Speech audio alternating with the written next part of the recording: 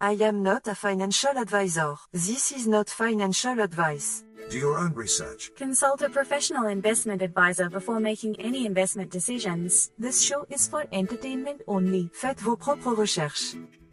Here we are in another episode of the Simple Success Podcast.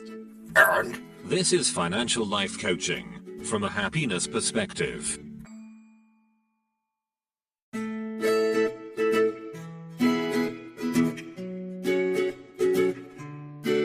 Previously on Simple Success. Happiness perspective. Even Jessica sounds calmer than me right now. That's unsettling. Because bravery brings clarity. Or because I'm realizing I've been negotiating with my own excuses. And that's the pivot, that realization. And now, just like with a previously on thing on TV, we take you directly to this week's episode. Anything is possible. Welcome to a very dangerous question. Yeah? And just what would that be?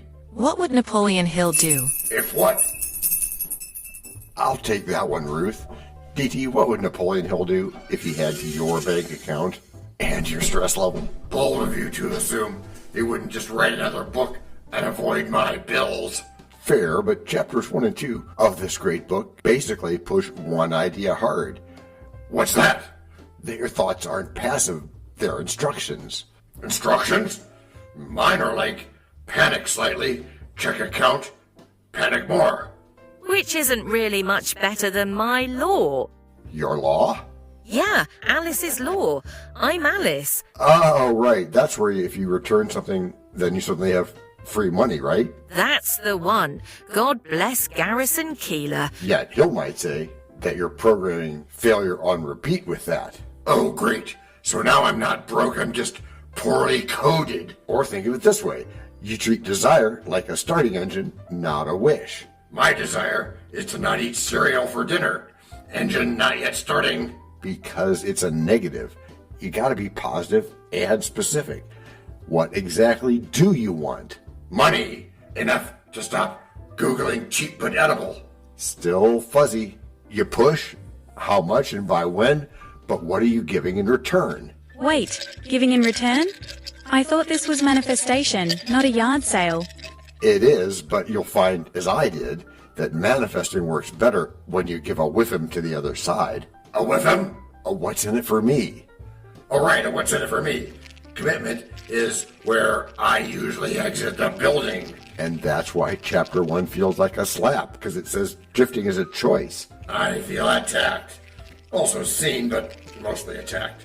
Good, because he also says belief isn't optional. You have to act like the result is inevitable. I can barely act like I'll finish this episode. Then start smaller. Hill says build belief through repetition, auto-suggestion. That's chapter 4, Think and Grow Rich, remember? Okay, yeah.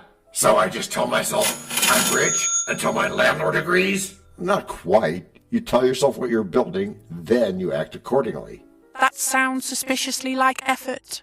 It is effort, robot lady. Chapter 2 doubles down. Your mindset shapes your reality because it drives your behavior. Behavior? Like not impulse buying gadgets at 2 a.m.? Yeah, like not that, yes. Your thoughts become habits. Your habits become outcomes, after all. So my outcome is a museum of poor decisions. Just a temporary exhibit. You can redesign it. I'd like a refund instead. No refunds, just rewrites. Fine. What's step 1 in this rewrite? Define a clear financial target, specific number, specific timeline. Like? I will have $50,000 saved by December. Now you're talking, or Jessica is anyway. I hate how that felt responsible. Oh, then you'll love step 2, because that's where you decide what you'll do to earn it. Earn? Can complaining professionally be monetized? A few people are like that, so yeah, partially. Hey, that's us. No. We're podcasters, among other things, but we're not complaining. We're just giving guidance. Okay. And step 3, repeat it daily, out loud with emotion. My neighbors already think I'm weird. Oh, let's go all in. Okay, and while you're at it, step 4, act like it's already in motion. You got that part, I think. Yeah, that's the hard part. Because my brain keeps yelling fraud. That's where resistance lives. Hill tells us to expect that. So the doubt isn't failure? It's part of the process? True dat. It's the friction before momentum. I don't like friction. I like couches. But couches don't build outcomes. Yeah, I know they build naps very successfully. Yet before you drift off there, DT, Chapter 1 is desire, Chapter 2 is belief. Together, they, desire and belief, force action. So desire plus belief equals me doing things I've been avoiding? That's the formula. I was hoping for desire plus belief equals free money. No, you're not taking away your agency. This is effort with a plan. But what if I don't believe yet? Then borrow belief from action. Start moving anyway. Fake it till I make deposits? Yeah, kinda, that works. And that's the spirit. I hate that I'm starting to agree with you. That's your pivot moment. Don't label it Ruth, it makes it real. Too late. Because you're engaging. I'm cautiously engaging, like a raccoon near a trash can. Progress is progress. So if I define a goal, repeat it and act on it, I might actually change something. That's the promise. And if it doesn't work, then you refine and you keep going. No escape hatch? No, and you won't need one after growth, because growth is the best way to escape anything. That sounds exhausting, but also slightly hopeful. And that's exactly where he'll want you. Hope with a plan. All right, I'll try one step. 1, don't get greedy. That's all it takes to start, but don't forget, it leads to Financial life coaching from a happiness perspective. Even Jessica sounds confident. I feel outnumbered. Oh, good, because in Act 2, we're going to turn that one step into a system. System? I just learned how to spell goal. Slow down. Will do, so long as you map out your moves so you're not tossed around. And so long as you stick to the plan when fear tries to confound. And keep your mindset strong when losses come around. A steady belief helps my confidence resound. Patience and discipline always get it done. Thinking and planning during Break number 1. I'm not trying to make doubting Thomases out of y'all. Yet you cannot tell a lie. Hey, George Washington is nigh? Obviously not. Nor is it time for the rhyme. But it is time for something. It is? Yes, it is. It's time to learn. Learn about what? Why, DT, it's time to learn about a sponsor. You know, what they make, what they do. Before we even get to Act number 2? Well, yes, indeed, my friend. As our editor knows. This is the place where your message goes. We can plug it right in to the story we tell, so that no one fast forwards. Except from your well. We can build it ourselves, with approval from you. Taking action will do it. not bragging, it's true. Starting something instead, and taking action, as you just said. Based on your beliefs. Yeah, but still, not just knowing, but also doing. And as I've been saying about goals. No, sorry. Getting what you want without limiting the rights of others. That's correct, Matthew. Or yucking their yum, as is said. But still, it has to be based on your beliefs. Which are that we're smack in the middle of today's simplicity, where a plan stops being a nice idea and starts becoming slightly uncomfortable action. I knew it. The trap is sprung. You said plan, and now you mean effort. Not just effort, consistent effort. That's the part everyone quietly avoids. I don't avoid it, I just aggressively postpone it. Same result, just like with task planning sometimes. So we looked to Sally today to help translate this into something usable. Thanks, John. And doubting Thomas, I promise this won't involve spreadsheets. At first. You had me until at first. Now I feel ambushed. Let's start simple. Why do most people fail even when they set goals? Because they confuse intention with structure. I feel personally attacked by the word structure. That's because structure removes excuses. I rely on those. They're comforting, like emotional snacks. Think of it like this. If your investing plan doesn't tell you what to do on a bad day, it's not a plan. My bad day plan is panic and refresh the app. Which is exactly what we're trying to fix. Customer service does not have to be a cost center, remember? You need predefined actions. If the market drops, I do X. If I get paid, I invest Y. So you're saying I need rules for myself? Like I'm a child? Like you're a human. Rude. Accurate, but rude. That's your old habit getting buzzed out. Can we buzz out my entire financial history while we're at it? We could try, but really discipline isn't punishment, it's protection. Protection from what? My own brilliant decisions? If you must, I know I must. Wow, I walked right into that. Most people lose money not because they lack knowledge but because they lack consistency. I have consistency. I consistently hesitate. And I even eat at places where I have reservations. Get it? So we redirect it. Start with automation. Remove the need to decide every time. Automation sounds like cheating, but I like it. It's not cheating, it's leverage. Same thing, but with better branding. No, it's more than that. And that's the sound of your first automatic investment going through. That sound also triggers mild anxiety. That anxiety fades when the system proves itself over time. Or when I stop checking it every 6 minutes. Also very helpful. Another key, tie your plan to something meaningful. Numbers alone don't motivate. So instead of $50,000, I say, freedom from eating instant noodles? If that works for you, it certainly is emotional leverage. I am deeply motivated by better food. Good. Because emotion sustains discipline when logic gets tired. My logic clocked out years ago. Emotion is all I've got. Then let's aim it properly. Like with that, using your long-term vision. Steady, consistent, not panicked. My heart does not sound that calm when the market drops. That's why the system matters. It acts when your emotions shouldn't. So I trust the system instead of my feelings? That feels illegal. It feels unfamiliar. Big difference there. I don't like unfamiliar. But you don't like staying stuck either, do you? No, okay, that one landed.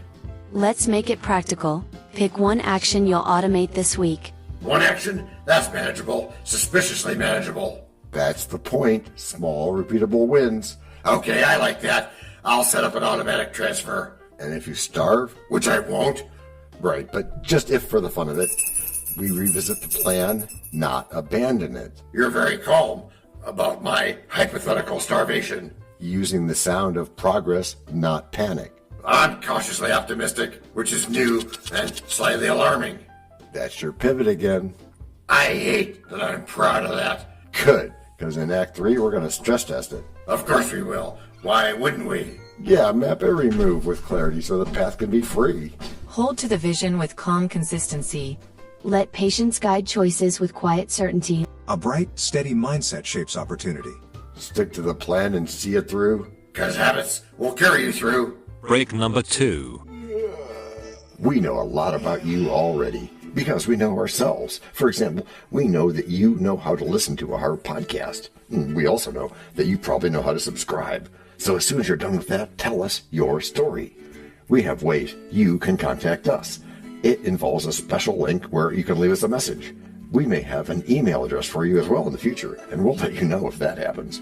The reason for subscribing? I thought you'd never ask. When you subscribe, you automatically download all future episodes of that podcast. It just happens in your player without you having to go search again. How cool is that? This means better rankings for the podcast, more attention from advertisers, and more money. And this means more and better stuff for you. So your motivation is simple and easy. Subscribe today, whatever app and from whatever place you like. And don't just try to subscribe. There is no try. There is only do. We're changing the way we look at things, and remember, that's good. Eso es buenísimo. Also remember, this is financial life coaching from a happiness perspective. Coaching happiness. Our call to action is right in the show notes. Find it, and you win too. Can I simple that? Por supuesto. Of course. Just simple it. Please make sure your seat belts are fastened and your tray tables are in their upright position. And make sure simple is a verb like Google is a verb. 我们回来了. That's we are back. Before we go today, let's have a quick thank you to all our emotional support voices. Thank you for having us. Yeah, thanks guys. And to begin our backness this week, in Act 3 we... Wait, what? We what? Engage lateral thinking. Oh, right. And just in time to stress test the plan by thinking sideways instead of straight ahead. Sideways? My finances are already sideways. I'd prefer upright. Yet lateral thinking means you stop asking, how do I earn more, and start asking, what am I missing? I'm missing money. That feels obvious. That's not helpful. No, it's not helpful. Think hidden leverage, skills, assets, time blocks you're wasting. My main asset is sarcasm. Market value unclear. You joke, but packaging what you already do well is often faster than learning something new. So instead of climbing a mountain, I check if I'm already standing on a hill? That's good. Yeah, that is good. Most people overlook the hill because they're staring at someone else's mountain. I knew comparison would ruin me eventually. That's the moment you stop copying and start designing. Designing sounds expensive.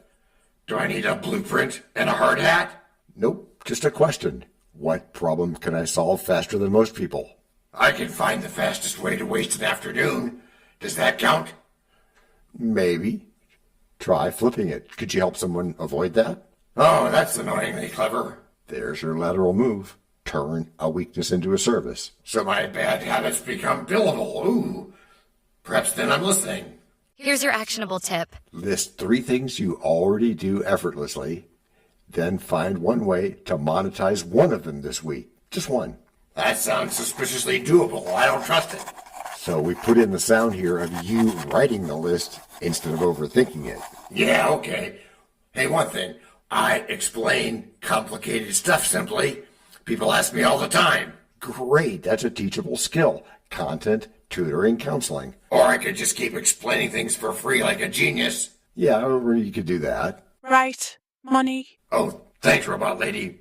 Money is the theme of the show. And lateral thinking also applies to investing. You don't just buy assets, you think about access. Access? Like a VIP pass to stocks? More like, can you partner, negotiate, or create value without owning everything outright? So instead of buying the whole pizza, I sell slices. Now you're thinking. I'm uncomfortable with how much sense this is making. Yet we hear your brain making new connections. It hurts a little. Is that normal? It does. Yeah, it's normal. Growth usually does hurt a little. I preferred ignorance. It was cozy. Possibly the biggest problem in the world. Cozy does not compound. Wow, that felt like a financial insult. Well, I sure didn't mean it that way, so if you took it that way, it was a loving one. I'll allow it, reluctantly. So this is a shift we need to summarize. Let's bring in Alice to do that. What would you call it, Alice? Simple success, financial life coaching from a happiness perspective. Even Alice makes it sound peaceful. Meanwhile, I'm over here rewiring my brain. That's the shift. Less chaos, more clarity. So the plan plus lateral thinking equals less panic? It does, and more control. I like control. I just never seem to have it. Oh, you will. You're building it right now. I started this episode confused and defensive. Now I'm confused but slightly empowered. That's a win. Don't celebrate yet. I still might mess this up. Not enough time for that, but if you did, you'd adjust. That's oddly comforting. Mess up, adjust, repeat. That's the real system. Everything's hard until it's easy. All right, I'm in. Just don't make me enjoy it too much. Of course not. Alice? You have been listening to Simple Success with John Brandy. Which is how you've all gotten good. Gracias por escuchar. Salut. À la prochaine. No robots were harmed in the making of this podcast. No dogs were shot either. This podcast and our other podcast are productions of Little Red Hen Industries. Part of the Sonic Boom Network, where we do the hard work for you. And Rishi helps our hen bake the bread by giving credit to these great people. Techno King, John C. Brandy. That's me. Alter Ego, Doubting Thomas. And that's me. Fact Checker, Napoleon Bonaparte. Social Manager, Abraham Lincoln. Always on the internet's inner tubes whatever. Media Expert, Augustus Caesar. Psychologist, William James. Sound Designer, Les Paul. Thank you for inventing multitrack. Language Consultant, Leah, the French do-your-own research lady. Cough, cough, cough. Videographer, Ertaman Koshki. Lights, camera, action. Inspiration, many podcasts and other sources and of course Napoleon Hill. Additional inspiration and thanks go to Steve Jobs, Joseph Allen, Charles Darwin, Leonardo da Vinci, Henry David Thoreau, Abigail Adams, Jonathan Livingstone Seagull and the Stick Figure. Quick disclaimer here. Many sentences contained in our podcasts are of a very dangerous length and were performed by highly trained vocal practitioners. On no account should inexperienced life forms attempt to imitate them without proper medical, jaw, and lung supervision. And before we forget, you can also subscribe to both podcasts, join the community, and benefit from many of our techniques, including financial advice, patience, practice, and even podcast production for your ideas. Of course, you'll have to head to the show notes, either on your phone or on the web, to get the links and stuff, and all those clickable links are in the show notes. Hey, Emma, do you, Samantha, and Daniel want to tell us a bit more about this stuff? Sure. The artificial intelligence or AI voices that you hear in our work are offered up by Google, Amazon Polly, OpenAI and ElevenLabs. They don't sponsor us yet, but we love what they do, and we just love what AI can do when lovingly crafted. Finally, you can find us through our network. We happily consider guests and consider guesting on other people's shows. That sounds like a really old school computer voice. I'll call it Zarvox. It's definitely not Samantha, or any other modern AI. Yeah, thanks for noticing. And really finally, our music comes from Cube by Ben Sound and from Piano Background by Nick Simon Adams. Thanks also to AI MuseNet, Suno, Audio, ElevenLabs, and Ace Studios. The sound effect credits go to Jackson Academy Ashmore, Canoe CG, Dr. Jekyll, Joe Payne, Everything Sounds, MK Play More Stories, ERH, Sand Emotions, Big Pickle 51, and Just Kidding. Yes, that's his or her name. All on free sound. Also, languages are the bomb.